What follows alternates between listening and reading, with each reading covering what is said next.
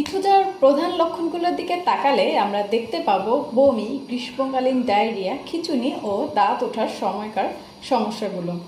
ইথুজার প্রথম কথা হচ্ছে দুধ এর সহ্য হয় না, সেটা মাতৃদুগ্ধ হোক, গরুর দুধ হোক কিংবা ফর্মুলা মিল্ক। দেখা যায় দুধ খাওয়ার পরে তার ছানা কাটা বমি হয় এবং এই বমি শিশুর জন্য খুবই কষ্টকর এবং ক্লান্তিকর। তাই বমি করার পরপরই দেখা যায় শিশু দুর্বল হয়ে ঘুমিয়ে যায় এবং কিছুক্ষণ ঘুমানোর পরেই শিশুর হাত পা কেঁপে ওঠে এবং অস্থির হয়ে যায় ক্ষুধায় এবং পুনরায় দুধ খাওয়ার জন্য কাঁদে এবং দুধ হজম করতে না পেরে জলযুক্ত, কফ মিশ্রিত বা দুধের টুকরোযুক্ত বমি করে আবার সে অবসন্ন হয়ে পড়ে। এবং এই সমস্যাগুলো বেশি দেখা যায় শিশুর দাঁত ওঠার সময়, বিশেষ করে গরমের সময়, বা অনেক সময় দেখা যায় এই শিশুটির গরমের সময় যদি তার ডায়রিয়া হয়ে যায়, সে ডায়রিয়ার সময়ও মলত্যাগ করতে করতে শিশুটি অনেক দুর্বল হয়ে যাবে এবং এই শিশুটির মলত্যাগ করার পরেও যে বমির পরে যেরকম সে দুর্বল হয়ে গেল, ঘুমিয়ে গেল, এরকম সে মলত্যাগ করার সময় মানে বমির পরে যা সিমটম হচ্ছে মলত্যাগ করার পরেও তার সেই সিমটমগুলোই কিন্তু আবার দেখা দেয়। অনেক ক্ষেত্রে দেখা যায় শিশুর বমি ডায়রিয়ার পরে তার মাড়িতে ঘা হয়।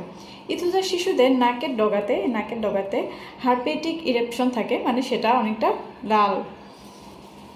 বমি, ডায়রিয়া এবং এর সাথে শিশুদের মধ্যে খিঁচুনি দেখা দেয়। খিঁচুনির ক্ষেত্রেও কিন্তু আমরা ইথুজাটা ব্যবহার করতে পারি। সেক্ষেত্রে যে তার দুধে অসহ্যটা থাকতে হবে এবং দুধ খাওয়ার পরে তার বমি যেটা, সে ভাবটা কিন্তু আমাদের থাকতে হবে। আশা করেছি সবাই বুঝতে পারছেন।